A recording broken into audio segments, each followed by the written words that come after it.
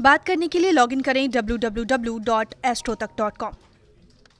सनातन परंपरा में, हिंदू धर्म की सनातन परंपरा में जीवन के 4 अंग माने गए हैं, 4 पुरुषार्थ माने गए हैं। धर्म, अर्थ, काम और मोक्ष। इसमें सबसे ज्यादा जो सर्वश्रेष्ठ है वो धर्म का पालन है, क्योंकि अगर धर्म ही नहीं रहा तो अर्थ, काम और मोक्ष की प्राप्ति नहीं हो सकती। यानी हमारी परंपरा में सबसे महत्वपूर्ण चीज है धर्म का पालन करना। और धर्म में भी जीवन के कई भाग बताए गए हैं। जीवन जीने की शैली, जीवन जीने का तरीका, खान पान का तरीका, पूजा उपासना का तरीका, और धर्म का ही एक हिस्सा है दान। दान करके धर्म का पालन भी होता है और समस्याओं का निवारण भी होता है। जब आप दान करते हैं सात्विक मन से, शुभ मन से, तो इससे धर्म का पालन तो होता ही है, इससे समस्याओं का अंत भी होता है। आयु रक्षा और स्वास्थ्य के लिए दान को अचूक माना जाता है। जब बात सेहत की हो, जब बात आयु की रक्षा की हो, ऐसी स्थिति में दान को अचूक मानते हैं। ग्रहों की पीड़ा से मुक्ति पाने के लिए भी दान करना हमेशा लाभदायक होता है। अलग अलग वस्तुओं के दान से अलग अलग तरह की समस्याएं दूर होती हैं, लेकिन आपको यह समझना होगा कि किस चीज का दान कैसे किया जाए। जब आप अनाज का दान करते हैं तो क्या ध्यान रखें, जब आप किसी वस्तु का दान करते हैं तो क्या ध्यान रखें। लेकिन याद रखिए कि अलग अलग तरीके के दान से आप अपनी अलग अलग समस्याओं को निश्चित रूप से दूर कर सकते हैं। बहुत बार जो दान हमें कहे जाते हैं उसमें अन्न का, जल का, वस्त्र का दान करने की महिमा बताई जाती है। इसलिए अनाज का दान अपने आप में बहुत महत्वपूर्ण है। इसके नियम क्या हैं? देखिए, अगर आप अनाज का दान करते हैं किसी गरीब व्यक्ति को, निर्धन व्यक्ति को, तो जीवन में अन्न का अभाव कभी नहीं होता।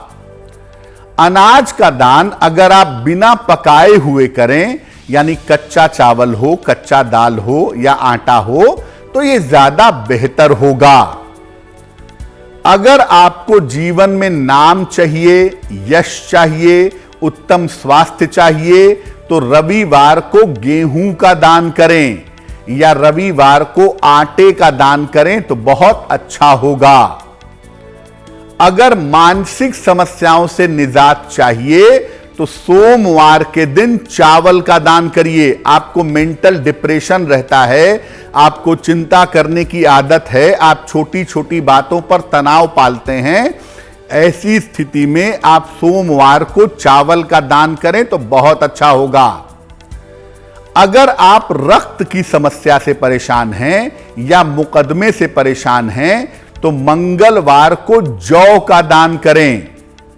जौ का दान करना भी बहुत शुभ होगा मंगल संबंधी समस्याओं के निवारण के लिए।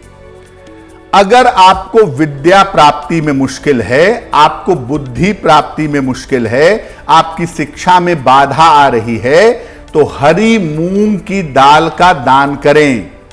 विद्या बुद्धि की समस्या से मुक्ति पाने के लिए हरी मूंग की दाल का दान करना बेहतर होगा। और अगर आप किसी गंभीर रोग से जूझ रहे हैं, किसी गंभीर रोग से परेशान हैं, तो उससे बचने के लिए चने की दाल का दान अगर आप करें तो आपके लिए बहुत शुभ होगा। दुर्घटनाओं से रक्षा चाहते हैं, रोजगार में सफलता चाहते हैं, तो काले तिल का दान करें या काली माह की जो दाल होती है, काली उड़द की जो दाल होती है साबुत, आप उसका दान भी कर सकते हैं। ऐसा करने से दुर्घटनाओं से रक्षा होती है, रोजगार की जो बाधाएं हैं वो बाधाएं दूर हो जाती हैं। अनाज के दान के बाद जो दान सबसे ज्यादा इंपॉर्टेंट है, महत्वपूर्ण है, वो मेटल का दान है, धातुओं का दान है। धातुओं का दान सामान्य दशाओं में नहीं किया जाता। मेटल्स का दान, धातुओं का दान विशेष दशाओं में किया जाता है। और धातु का दान उसी व्यक्ति को करना चाहिए जो दान की गई चीज का, दान की गई वस्तु का प्रयोग करे। अब जैसे आप सोने का दान करते हैं, गोल्ड का दान करते हैं, तो इससे राज्य पद की प्राप्ति होती है, उच्च पद की प्राप्ति होती है। अगर आप चांदी का दान करते हैं तो इससे रोगों की रक्षा होती है, रोगों से छुटकारा मिलता है। अगर आप तांबे का दान करते हैं तो मुकदमे में विजय मिलती है और कर्ज से राहत मिलती है। लोहे का दान अगर आप करते हैं तो शनि संबंधी बाधाएं दूर होती हैं और लोहे का दान करने से रोजगार की और नौकरी की समस्याएं समाप्त हो जाती हैं। अगर आप पीतल का दान करते हैं तो बृहस्पति की बाधाएं दूर होती हैं और पेट के जो रोग हैं वो भी निश्चित रूप से दूर हो जाते हैं। अगर आप एल्युमिनियम का या स्टील के बर्तन का दान करते हैं तो जीवन के उतार चढ़ाव से मुक्ति मिलती है, राहु और केतु की दिक्कत से आपको लाभ होता है। देखिए, धातुओं का दान जब आप करते हैं तो जैसे मान लिया आपने लोहे के तवे का दान किया या लोहे की कढ़ाई का दान किया शनिवार के दिन, तो आप किसी ऐसे व्यक्ति को करिएगा जो उसका प्रयोग करे, उसका इस्तेमाल करे। आपने किसी को लोहे के तवे का दान किया और आगे वो इसका इस्तेमाल नहीं करता, बेच देता है, तो दान का बहुत फायदा नहीं होगा। इसलिए सोने का, चांदी का, पीतल का, तांबे का, लोहे का, जिसका भी दान आप कर रहे हैं वो ऐसे व्यक्ति को करना अच्छा होगा जो उसका प्रयोग कर सके। अन्न जल के बाद जो सबसे महत्वपूर्ण दान है वो है वस्त्रों का दान। और वस्त्रों के बारे में शास्त्र ने बताया है कि भाई हेमंत ऋतु में या माघ के महीने में मोटे वस्त्रों का दान करना चाहिए, गर्मियों में सूती वस्त्रों का दान करना चाहिए। दान के बारे में बड़ा क्लियर फंडा है। अगर हम वस्त्रों के दान की बात करें तो वस्त्रों का अगर आप दान करते हैं, किसी को कपड़ों का दान करते हैं, तो इससे आपकी आर्थिक स्थिति, आपकी फाइनेंशियल कंडीशन उत्तम बनी रहती है, अच्छी बनी रहती है। अगर आप पैतृक धन प्राप्त करना चाहते हैं तो मोटे वस्त्र का दान करिए। आपको इनहेरिटेंस का पैसा चाहिए, इनहेरिटेंस की प्रॉपर्टी चाहिए, तो मोटे वस्त्र का दान करना बेहतर होगा। अगर आपके पैसे बीमारियों में जा रहे हैं तो नए और चमकदार वस्त्र का, न्यू एंड ब्राइट कलर के कपड़ों का दान करना अच्छा होगा। अगर आर्थिक उतार चढ़ाव रहता हो तो सुंदर और टिकाऊ वस्त्र का दान करना आपके लिए काफी अच्छा रहेगा।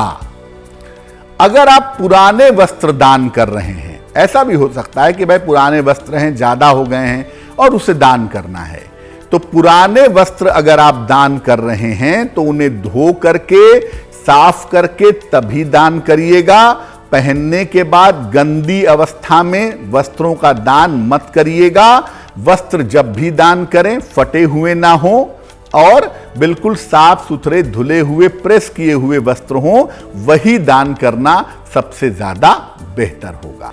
देखिए, अन्न के अलावा, वस्त्र के अलावा, जल के अलावा, धातुओं के अलावा हम बहुत सारी चीजों का दान कर सकते हैं। जैसे आप सेवा का दान कर सकते हैं, किसी की सेवा भी करके ये भी एक दान है।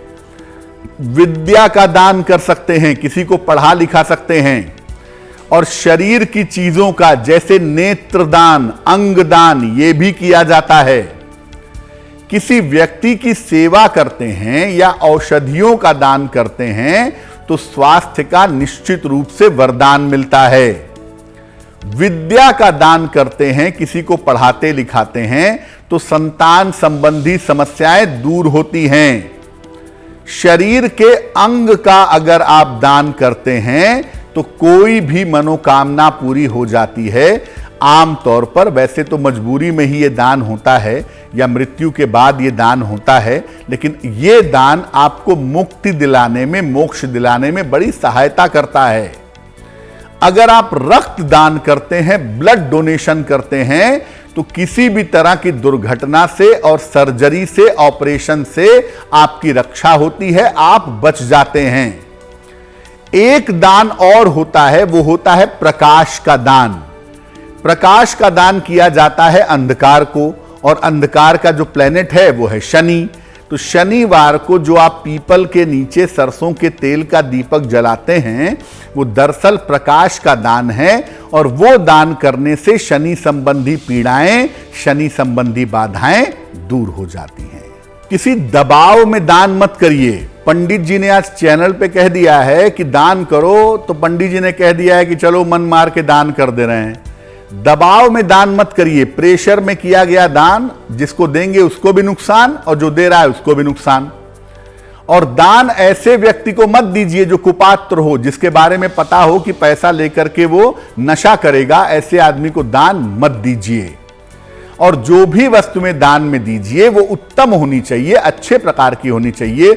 अपने पहनते हैं बढ़िया लेनिन का कुर्ता और दान कर रहे हैं ले आके मार्किन का कुर्ता, तो अपने तो बढ़िया इस्तेमाल करते हैं और दान देते हैं घटिया चीजें, तो ऐसा दान भी मत करिए।